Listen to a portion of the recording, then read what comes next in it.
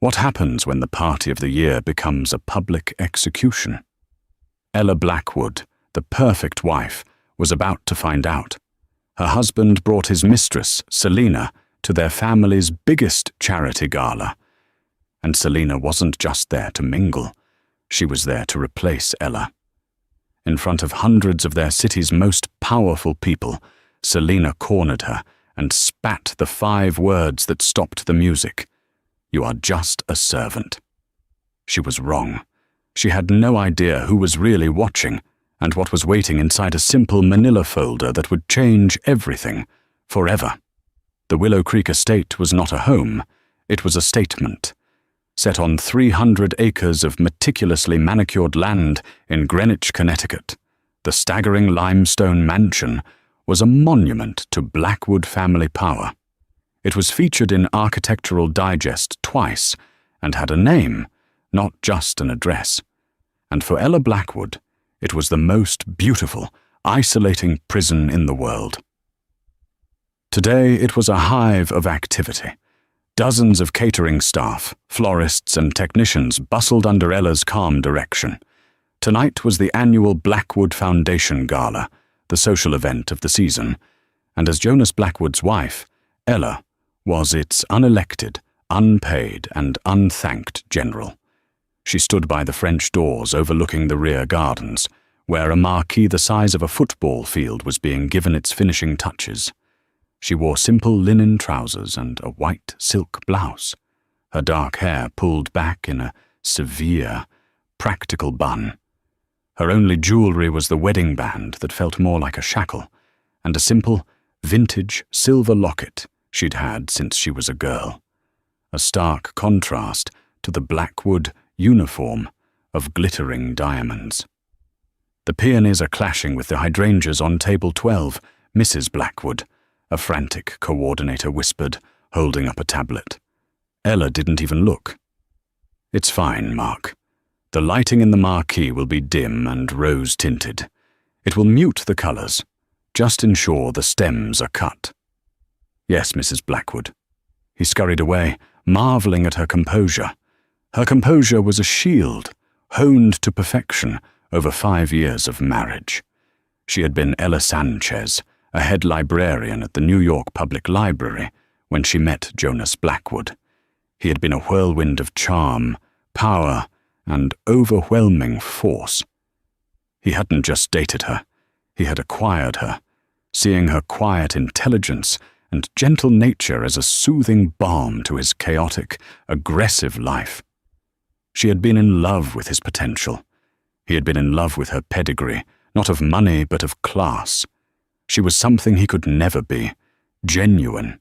The genuineness had worn off for him about 6 months after the wedding. For her, the love had died a slower death, 1,000 tiny cuts, the missed dinners, the business trips to St. Bart's, the cold, dismissive way he spoke to her when they were alone, and, for the last year, the blatant, shameless affair. A heavy, measured tread sounded on the marble floor behind her. She didn't need to turn. "The gardens look impeccable, Ella." Ella allowed herself a small, real smile and turned to face her father-in-law, Arthur Blackwood. Arthur was the true patriarch. He was the one who had built the empire that Jonas was now so carelessly coasting on.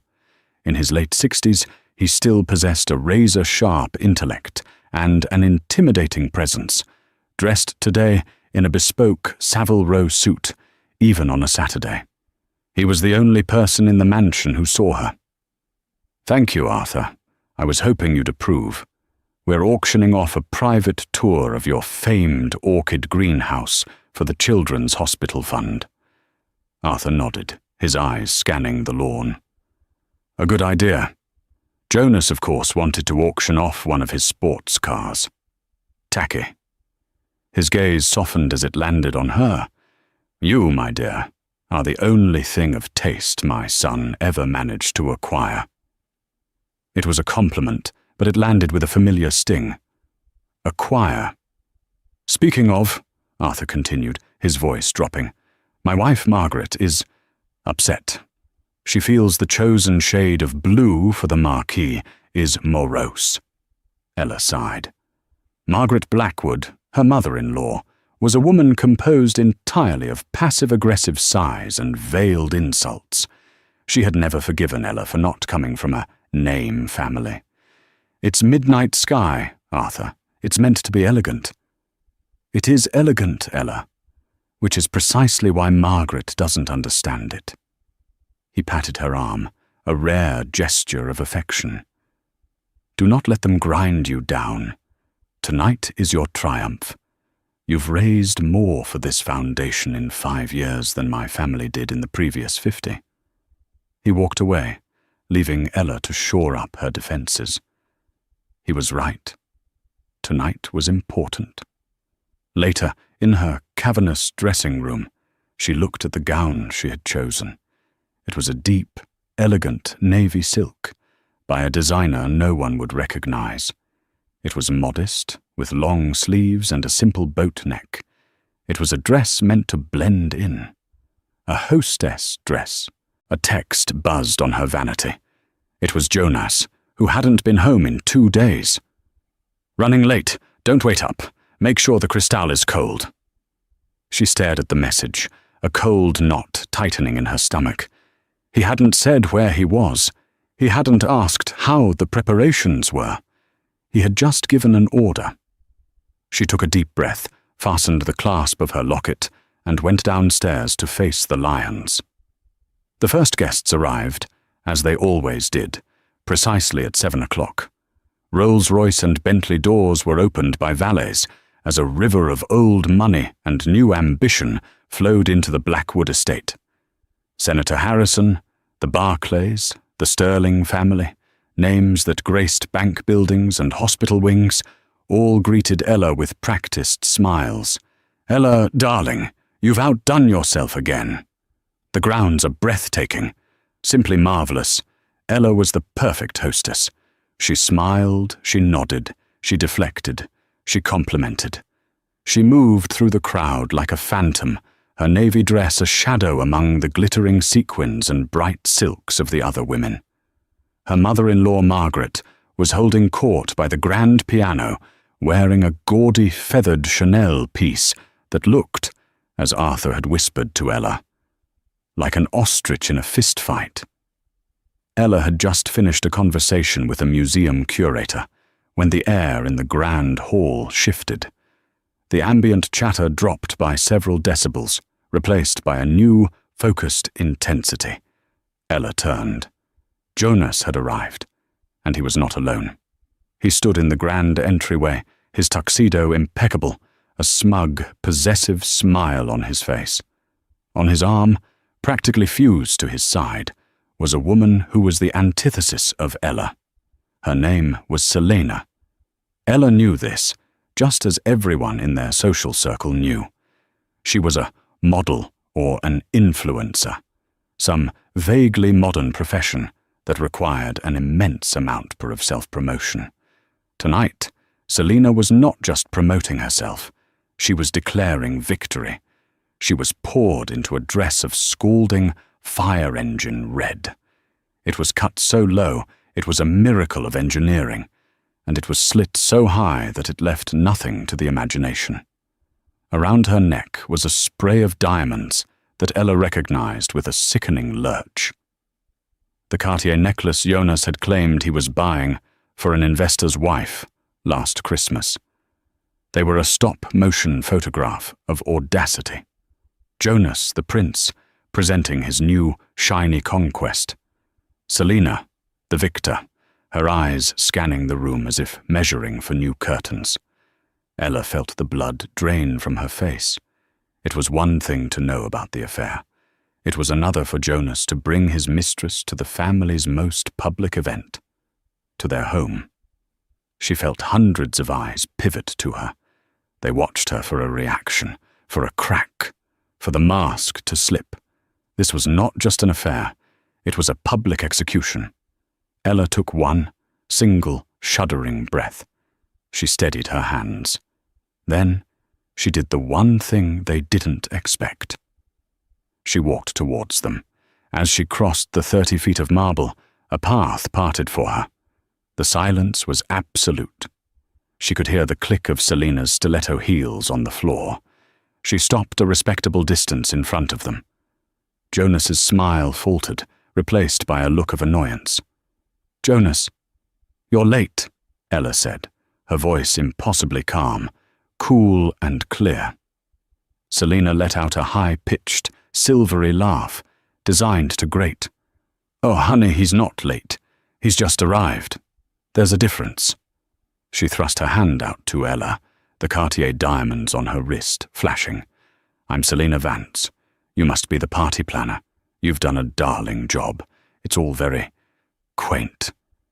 The insult was deliberate, designed to reframe Ella as staff. Ella did not take her hand. She kept her eyes locked on her husband. "Jonas, your parents are by the piano. I'm sure your mother is anxious to greet your guest."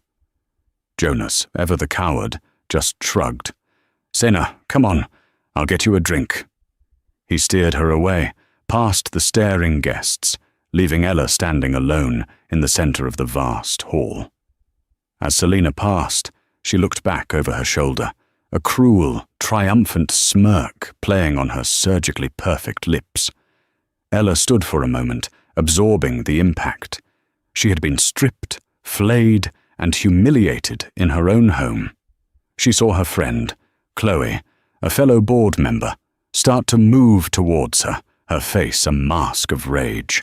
Ella put up a single trembling hand to stop her. "Not yet. Maintain composure." She turned and walked toward the terrace, her back straight, every step an agony.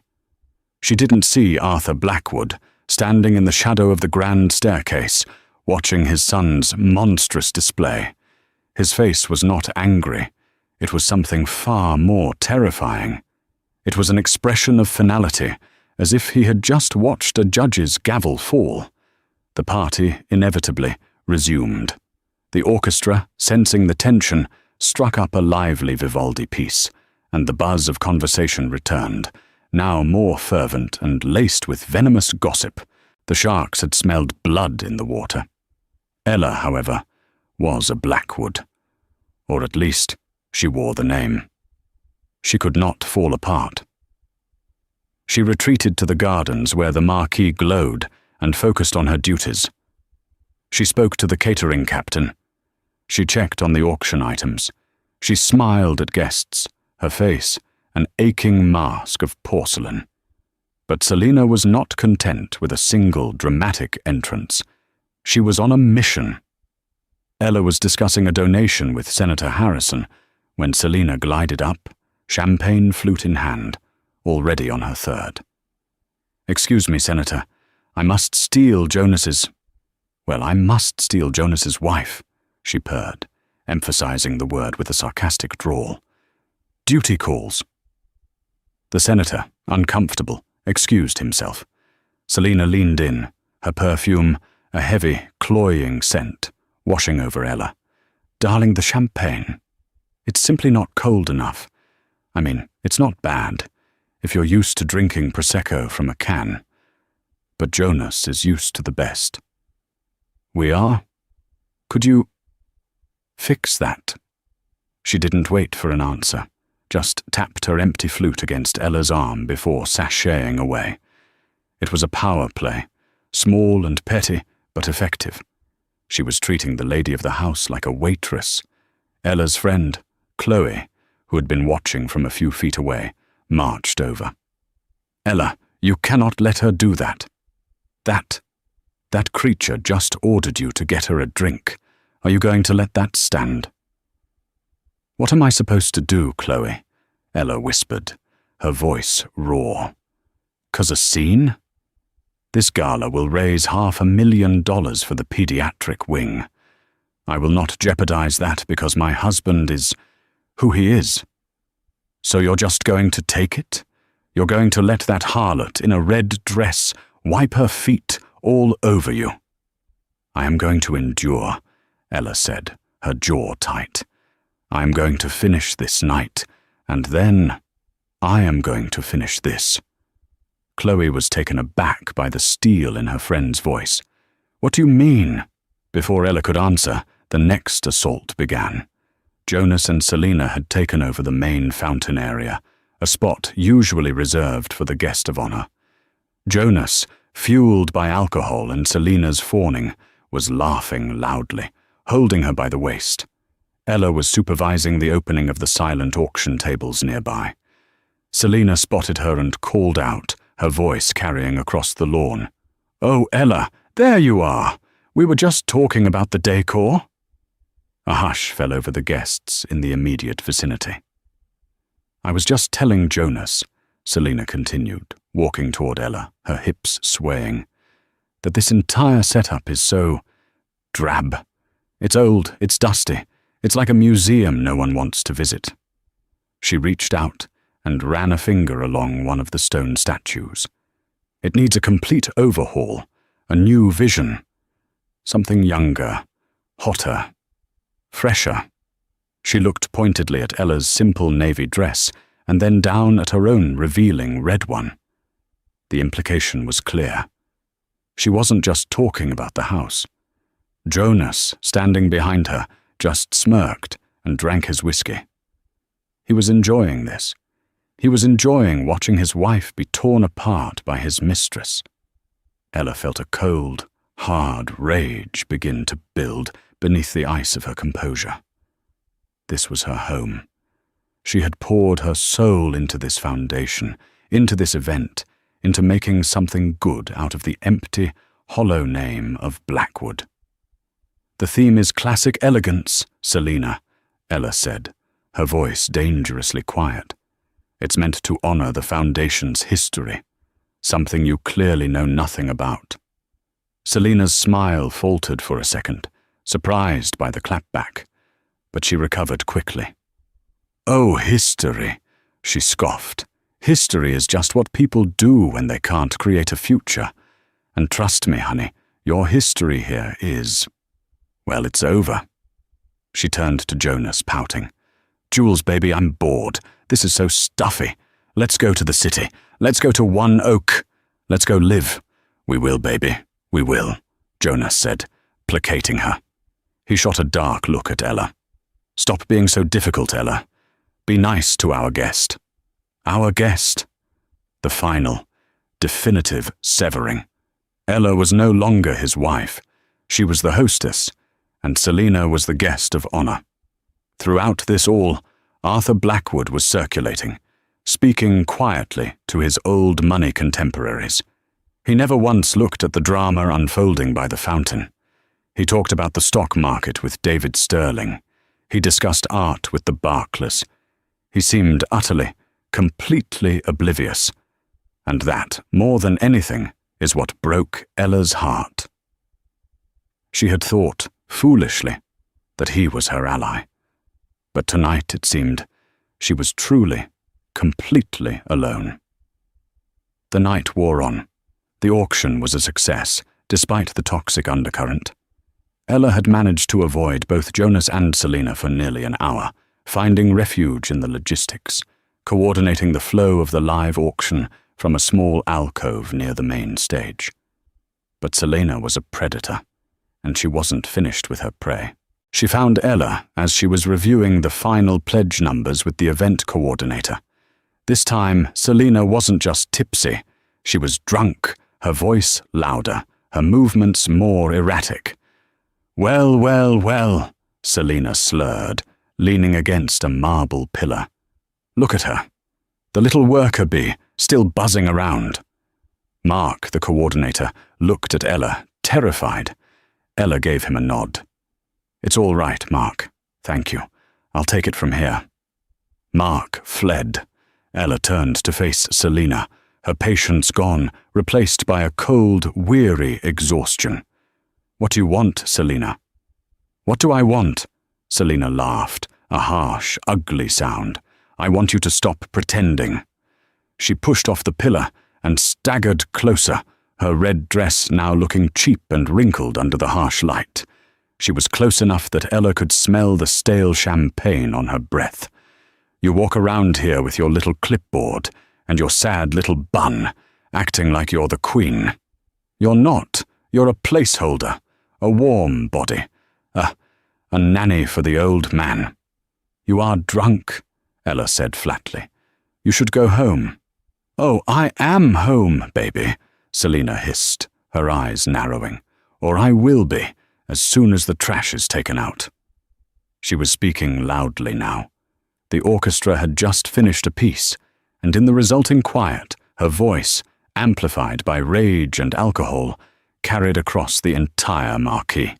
The remaining guests, the most important, the wealthiest, all turned.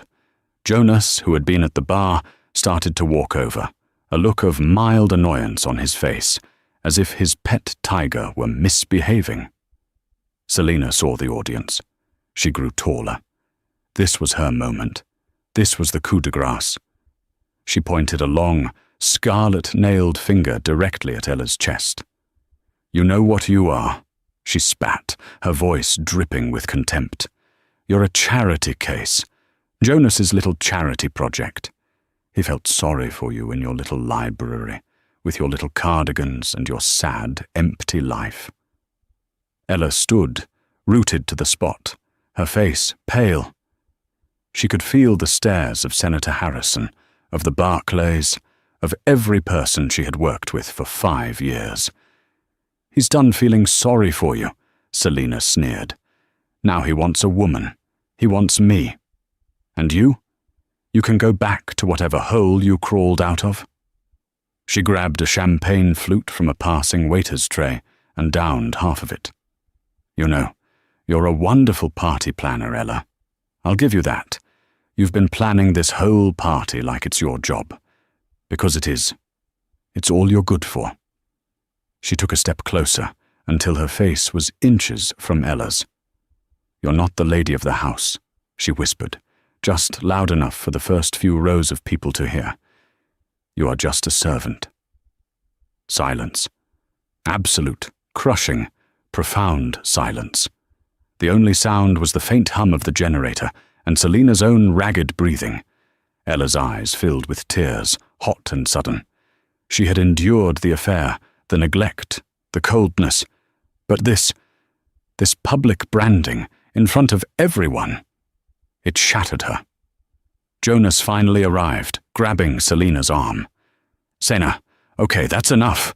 You're making a scene. I'm telling the truth, she shrieked, ripping her arm away from him. Look at her. She's just the help. She's nothing. And I'm going to be the new Mrs. Blackwood. Tell her, Jonas. Tell her. Jonas, for the first time, looked trapped. He looked at Ella's tear-streaked, devastated face. He looked at the 100 horrified, judgmental faces of his peers. He looked at Selina, her face a mask of triumphant, ugly hate. Ella closed her eyes. The mask was broken. The shield was down. She was defeated. And then, clap, clap, clap, a slow, deliberate, amplified sound. Every head turned. Walking from the main house onto the stage, a microphone in his hand, was Arthur Blackwood. He was not looking at Jonas or Selina. He was looking right at Ella, and his face was a mask of cold, righteous fury. Bravo! Bravo! Arthur Blackwood's voice, amplified by the sound system, cut through the stunned silence like a surgeon's scalpel. The sound operators, thinking this was part of the program, had put a spotlight on him. He stood on the raised dais, a figure of absolute authority. What a performance, he continued, his voice dangerously smooth. He walked to the edge of the stage, looking down on the 3 people at the center of the drama. Selina, still drunk, seemed to think he was applauding her. She smiled, a smug, wobbly expression. Thank you, Arthur. It's about time someone spoke the truth. Quiet, child, Arthur snapped, and the voice was so sudden, so cold, it made Selina physically flinch. The smile vanished. Arthur's gaze swept over the crowd. My apologies, ladies and gentlemen. Senator, David, Mrs. Barclay. You came here tonight to support a wonderful cause. You did not come here to witness a domestic disturbance. and for that I apologize." He looked down at his son. "Jonas." "Father," Jonas said, his voice strained. He was no longer the smug prince. He was a schoolboy, caught. "Father, this is just a misunderstanding. Saina's had a little too much to drink." "You will not speak," Arthur commanded. "You have done enough speaking for a lifetime." He turned his attention, his full, undivided attention, to Selina. She visibly shrank. "Miss Vance, is it?" he asked, as if he hadn't heard her name a dozen times. "It's Selina," she said, her voice small. "Miss Vance," Arthur continued, ignoring her, "you came into my home tonight. A home built by my grandfather, not by my son. A home you were not invited to." "Jonas invited me," she protested. "Jonas," Arthur said, a cruel smile playing on his lips, "is also a guest here. A guest who has clearly and disastrously overstayed his welcome." The crowd murmured. This was no longer just a cheating scandal. This was something else. "You stand here," Arthur said, his voice rising, "in a dress bought with my family's money, wearing diamonds bought with my family's money, and you have the audacity to insult the one person in this entire family who has any grace, any dignity, any worth." He was moving now, descending the small steps from the stage, walking slowly toward the tableau. "You called Ella a servant," Arthur said, his voice laced with a deep, profound sadness. "You stand in this marquee, which she arranged. You ate the food, which she selected. You bid in the auction, which she procured, and you call her the servant?" He stopped directly in front of Selina, who was now pale and trembling. "You have made a catastrophic and very public miscalculation, young lady," Arthur said softly.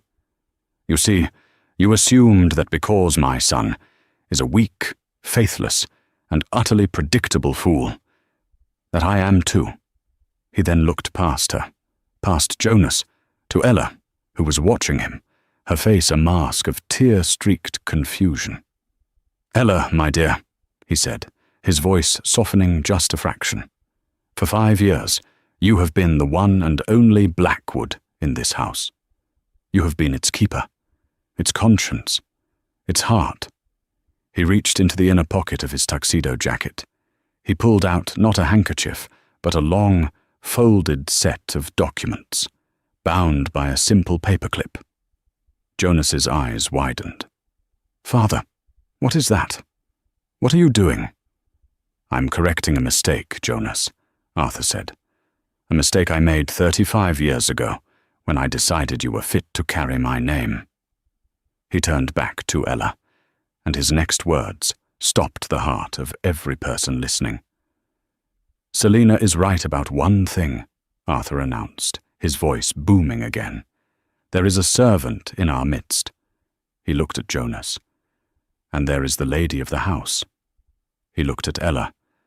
But they seemed to have confused the two. He held out the papers. Ella looked at the papers, then at Arthur, confused. She didn't move. "Go on, my dear," Arthur urged, his voice gentle. "Take it." Slowly, hesitantly, Ella reached out and took the folded documents.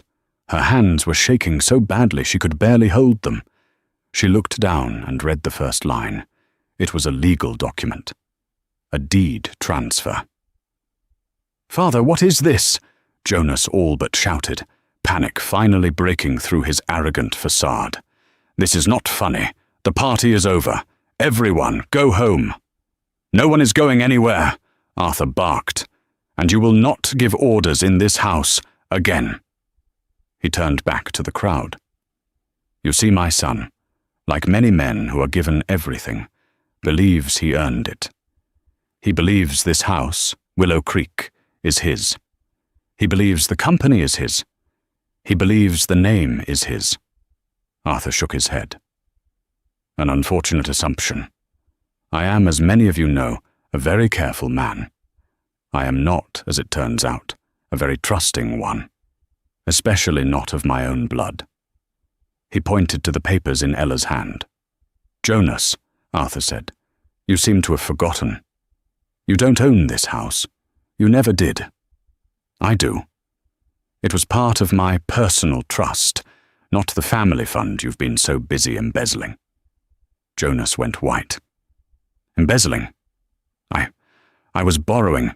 You were stealing, Arthur snapped, and I have the bank records to prove it, which brings me to this. He looked at Ella. Ella, you are a good, decent woman. You are a brilliant administrator. You have run this foundation with integrity and skill, and I cannot, stand by and watch my fool of a son and his prostitute throw you out of the life you built. Jonas, Selina whispered, her voice panicked. What is he talking about? Arthur smiled. He's talking about this, Miss Vance. That document, Ella, is the deed to the Willow Creek estate. All 300 acres. The house, the art, the stables, everything. I filed it with the state of Connecticut this morning at 9 a.m. He paused, letting the weight of his words sink in. It is, as of 9 o'clock this morning, in your name. Solely. Exclusively. It is part of an ironclad, irrevocable trust that not even I can break. It is yours, Ella, completely and totally. The silence that followed was so profound, it was almost violent. Ella just stared at the paper. Jonas's mouth opened and closed. No sound came out. Selina was the first to speak. You gave her the house? You gave the servant the house? Precisely, Arthur said, beaming. I gave the lady of the house her house. I find it a fitting reward for 5 years of service, wouldn't you agree?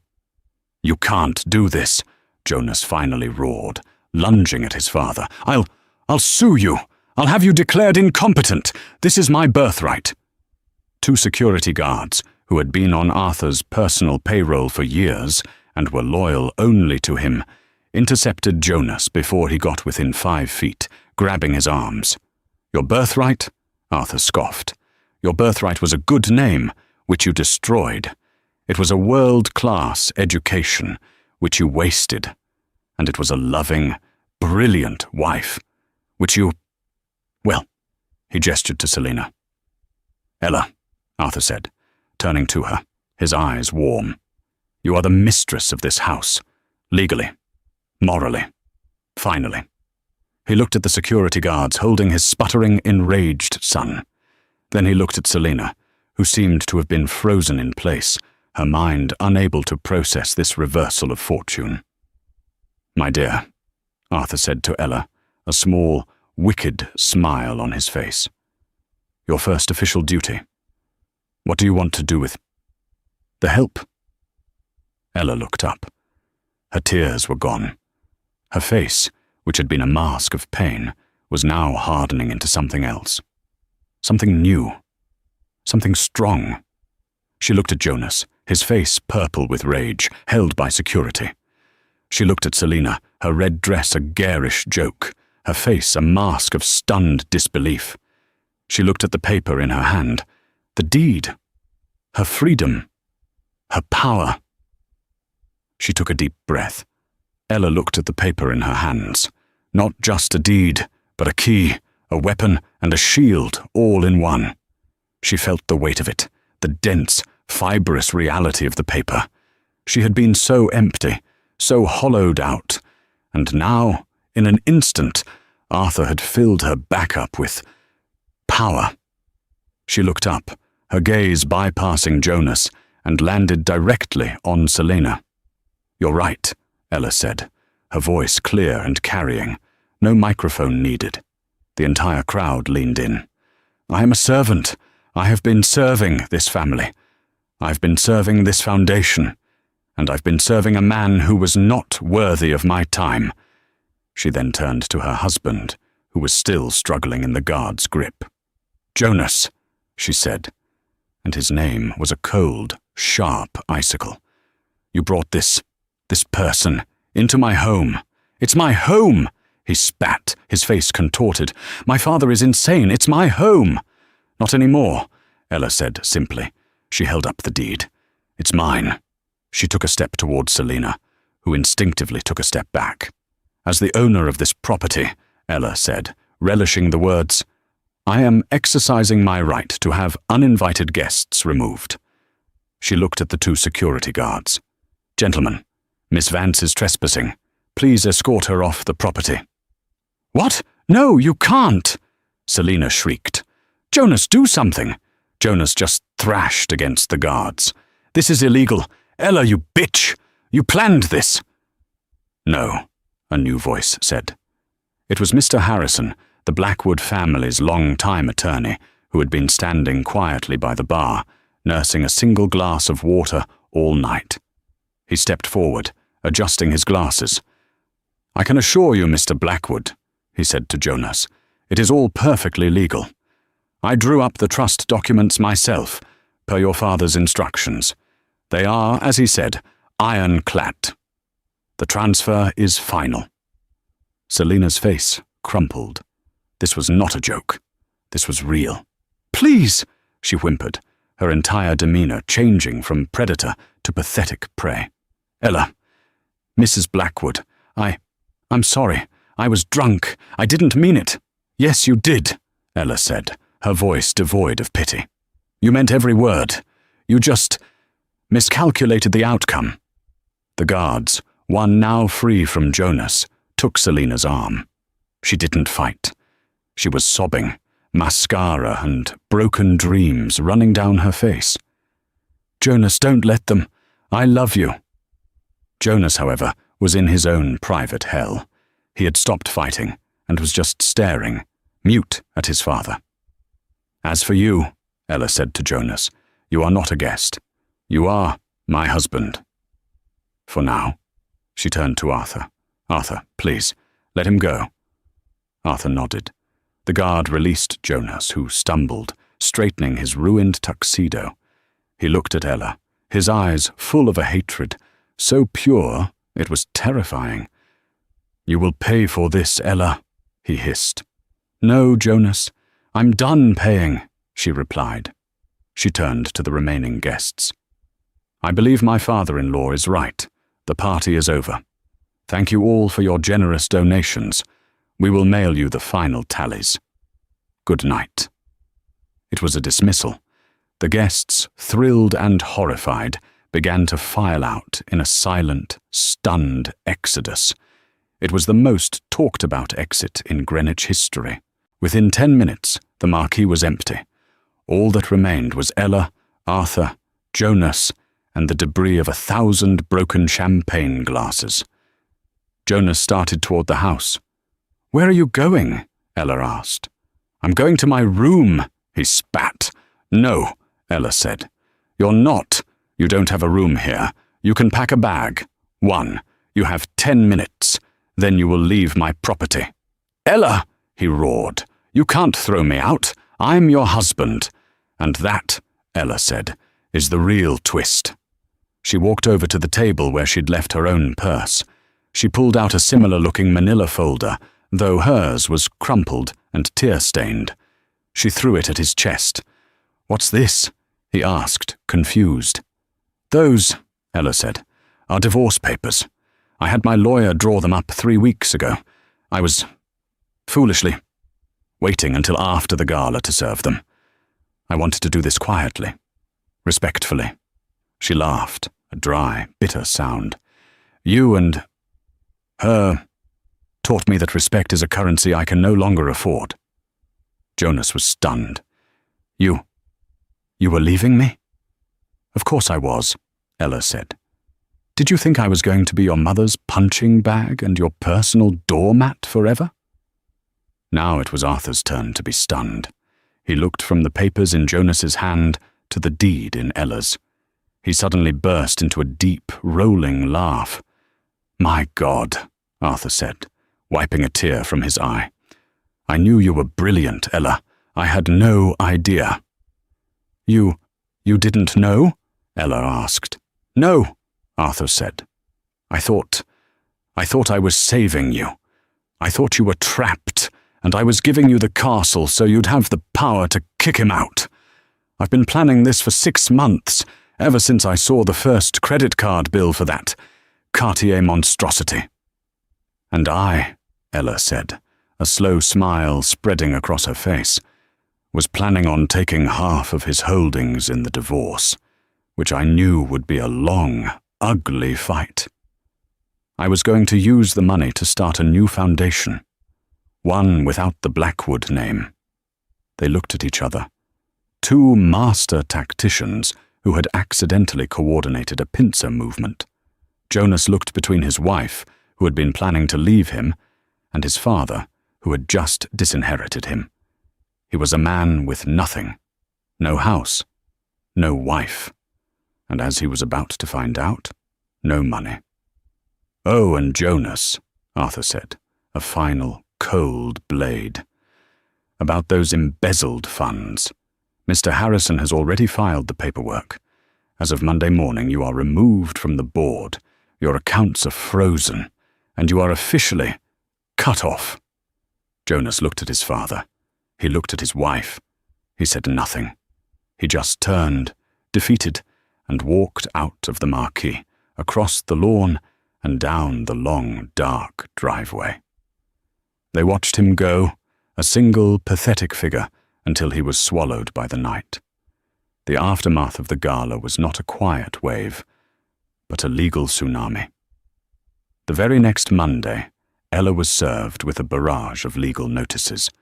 Jonas, with his mother, Margaret's financial backing, had hired one of the most ruthless and expensive legal teams in New York, led by a man named Harrison Kincaid, known in his circles as the Shark. Their claim was explosive. Ella Sanchez Blackwood, a woman of no means, had enacted undue influence on an elderly and mentally fragile Arthur Blackwood, coercing him into signing over the family's primary asset. They filed motions to have Arthur declared mentally incompetent and to have the deed transfer frozen and reversed. The Greenwich Society pages, which had feasted on the gossip of the gala, now had a legal war to report. A preliminary hearing was set. Not in a courtroom, but in the sterile, high-rise conference room of Kincaid's Manhattan law firm. The air was thick with tension. On one side of the vast, polished mahogany table sat Jonas, looking pale and vibrating with rage. Margaret, dressed in funereal black, looking as if she'd swallowed a wasp, and Kincaid, all sharp angles and predatory confidence. On the other side sat Ella, poised and calm in a simple navy business suit. Beside her was Arthur, looking not remotely fragile, but rather bored, and next to him was their family attorney, the quiet, unassuming Mr. Harrison. "Let's be blunt," Kincaid began, his voice a smooth, confident purr. "My clients are prepared to take this to a jury. We have a dozen sworn affidavits from long-time family friends and staff attesting to Mr. Blackwood's eccentricities in recent months. We have testimony that Mrs. Blackwood—" "Miss Sanchez Blackwood, actually," Ella said, her voice quiet but cutting through the room. "We are, after all, in the middle of a divorce. I'd like to keep the names clear." Kincaid's smile tightened. "Ms. Sanchez Blackwood, then. We have testimony that you systematically isolated Arthur from his family, that you poisoned him against his only son, and that you timed this heist for a moment of maximum emotional distress. A jury will see a classic, textbook case of elder manipulation, a gold digger, plain and simple." Margaret nodded vigorously. "She was a librarian. She came here with nothing." Ella sat back, her hands folded. Arthur, who had been examining a spot on the ceiling, finally spoke. "Are you finished, Mr. Kincaid?" he asked, his voice polite. "I am merely laying out the facts," Kincaid said. "No," Arthur countered. "You are laying out a narrative, A feeble one. My turn. He nodded to Mr. Harrison. The old lawyer, with a small, almost apologetic smile, slid a single 3-inch thick binder across the table. It landed in front of Kincaid with a heavy, definitive thud. "What is this?" Kincaid asked, his bravado faltering for the first time. "That," Arthur said, "is my narrative, and unlike yours, it has the virtue of being true, and more importantly, provable." Kincaid opened the binder. Jonas, craning his neck, saw the first page, and his blood ran cold. It was a bank-to-bank wire transfer receipt. "You see, Kincaid," Arthur continued, "while you were collecting attestations about my eccentricities, I was having a forensic audit conducted. That binder contains a complete record of the last 3 years of Jonas's management of the Foundation's endowment. Or, as the district attorney will call it, embezzlement." Margaret let out a small, strangled gasp. "It details," Arthur said, his voice a cold monotone, "the $1.8 million he borrowed to cover his personal stock market losses, the Cayman Islands account, the Selena Fund, as he so cleverly named it, which he used to pay for his mistress's rent, her car, and, of course, that rather lovely Cartier necklace.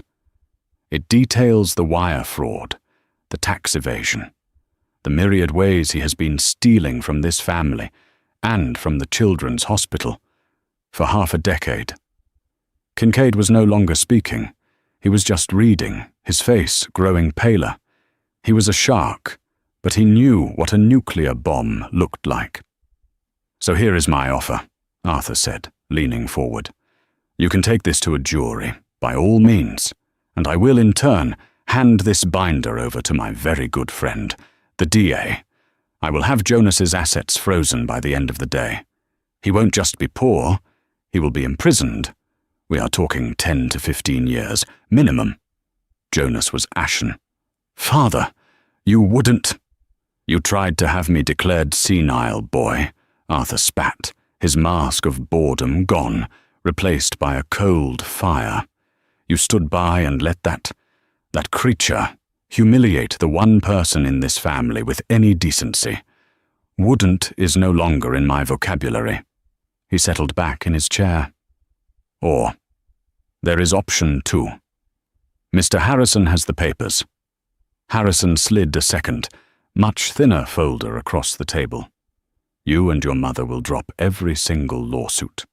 You will sign the divorce papers as they are written, making no contest and no claim on any of Ella's assets, present or future. You will formally abdicate your position on the Foundation board. You will, in effect, cease to be a Blackwood in any legal or financial sense. You will walk away." "And?" Jonas croaked, his voice barely a whisper. "And," Arthur said, "in exchange for your complete and total disappearance from our lives, I will not have my only son arrested, and I will deposit $1 million into an account of your choosing. It is not an inheritance. It is a severance package for a lifetime of profound disappointment. You have 1 hour." Kincaid looked at his client. "Jonas, sign the papers." Jonas, his hand shaking so badly he could barely hold the pen, signed. Margaret was weeping, a dry, ugly, soundless cry. The weeks that followed were a quiet revolution. Jonas, true to his word, disappeared.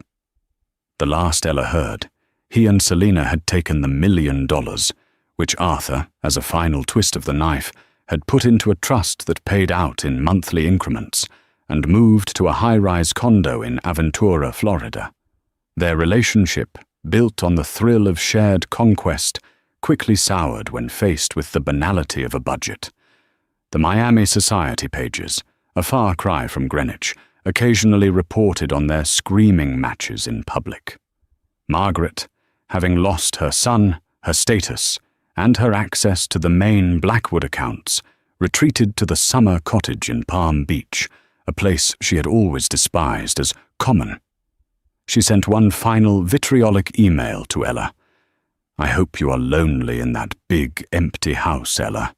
I hope it crushes you." Ella read the email, deleted it, and went back to work. She was not lonely, and she was not being crushed. She was liberating. For the first week, she simply walked the halls, absorbing the silence. It was no longer the silence of dread, but the silence of peace. Arthur had taken up permanent residence in the guest wing, and their mornings became a new, cherished ritual. They would meet in the breakfast nook, not the cavernous dining room, drinking coffee from simple ceramic mugs. Not fine china. They would pore over spreadsheets and blueprints. "Jonas's trophy room," Arthur mused one morning, looking at a design. He filled it with the stuffed heads of animals he never shot. So tacky. "It has good bones," Ella said, tapping the plan. "And wonderful light. It's going to be the heart of the new library." The first thing Ella did was purge the house, the heavy, oppressive furniture, the dark, brooding portraits, including a 10-foot-tall monstrosity of Jonas on a polo horse, the gaudy, feathered decor Margaret had insisted upon. It was all auctioned off. The proceeds went directly into their new fund, and it was a new fund. At their first board meeting, now comprised of Chloe, Arthur, and 2 new, sharp-minded community leaders, Ella made her first proclamation. "The Blackwood Foundation is officially dissolved," she announced. "In its place, we are incorporating the Willow Creek Fund. Our mission is no longer about throwing one large, self-congratulatory party a year. It's about direct, daily impact. The Gala Fund is being liquidated. Its first project will be the Willow Creek Community Library." She was not just redecorating, she was exorcising. She brought in light, painting the morose blue walls a warm, creamy white. She filled the halls with modern, vibrant art. She turned the grand, intimidating ballroom into a public meeting space. She was, piece by piece, turning a cold monument into a warm, breathing home. 6 months later, it was a warm spring evening. The grand opening of the Willow Creek Community Library was a quiet, local affair. The former trophy room was unrecognizable. Its vast windows, once hidden by heavy velvet, streamed golden sunlight onto rows of books. Children sat on colorful rugs, and local residents browsed the computer terminals. Ella was in the center of it all, not as a hostess in silk, but as a librarian in jeans and a simple linen shirt. Her hair was in a messy, practical bun, but this one was of her own choosing. She was on her knees, reading "Where the Wild Things Are" to a rapt group of children, her voice animated, her face split in a genuine, joyous smile. Watching from the doorway stood Arthur and Chloe. "Well," Chloe said, sipping a plastic cup of lemonade. She finally got rid of the drab. "She's a marvel," Arthur said, his voice thick with a pride he had never once felt for his own son. "I thought I was giving her a fortress to hide in, but she turned it into a beacon." Later that evening, after the last child had left, Ella sat on the grand terrace. The sun was setting, painting the sky in that same fiery red from the night of the gala. But now it was not a warning. It was a promise. She heard footsteps, and Arthur joined her, handing her a glass of white wine. He, in turn, was nursing his usual brandy. "A good day, Ella," he said, settling into the chair beside her. "A very good day, Arthur." They sat in companionable silence. "I heard from Margaret," Arthur said casually. "She's bored in Palm Beach. She has decided that perhaps she was too hasty and would like to reconnect, now that she's realized her monthly allowance is tied directly to my continued good health and mood." "And what did you say?" Ella asked, a small smile playing on her lips. I told her I'd send a Christmas card. If I remember, he grunted. They shared a small laugh. Ella was holding something in her hand, rubbing it between her thumb and forefinger. It was the small, simple silver locket. "You never wear that anymore," Arthur noted. "No," Ella said, her voice soft. "I don't need to." She opened it.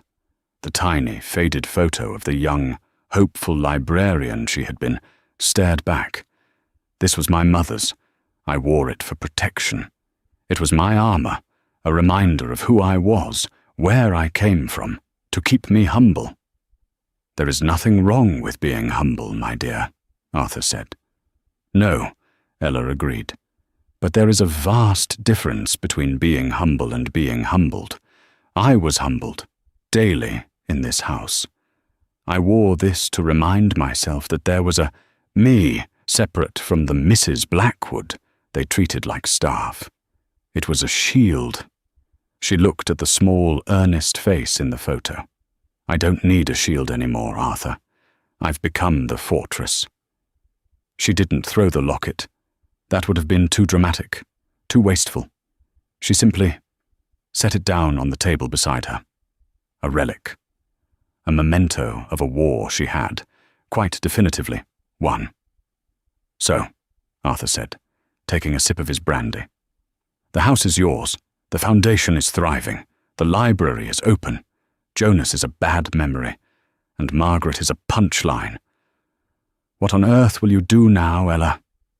Ella looked out over the 300 acres that were hers. The gardens, no longer a prison, but a sanctuary.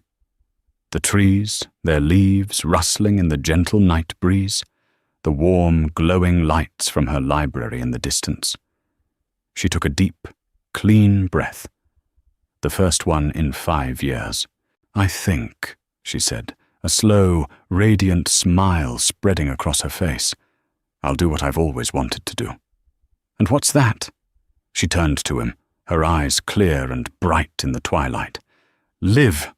I think I'll just live. Not as a servant, not as a wife, not even as a survivor, but as the lady of the house. On my own terms." Arthur raised his glass. "To the lady of the house." Ella raised hers, the crystal ringing clear in the quiet night air. "To the lady of the house." And just like that, the woman they called a servant became the master of it all. Ella's story isn't just about revenge. It's about worth. It's about endurance. It's about the moment you stop accepting the role you've been given and start taking the power you deserve. Jonas and Selena thought they could just erase her, but they forgot one thing. A woman who has built her life on quiet strength has foundations they can't possibly understand. What did you think of Arthur's ultimate power move? Were you cheering for Ella when she finally found her voice? Let me know in the comments what your favorite part of this story was. If you loved this story of karma and justice, please hit that like button. It really helps the channel. Share this video with someone who needs a reminder of their own strength. And of course, subscribe and turn on all notifications so you never miss another story. We have new ones coming every single week. Thanks for listening.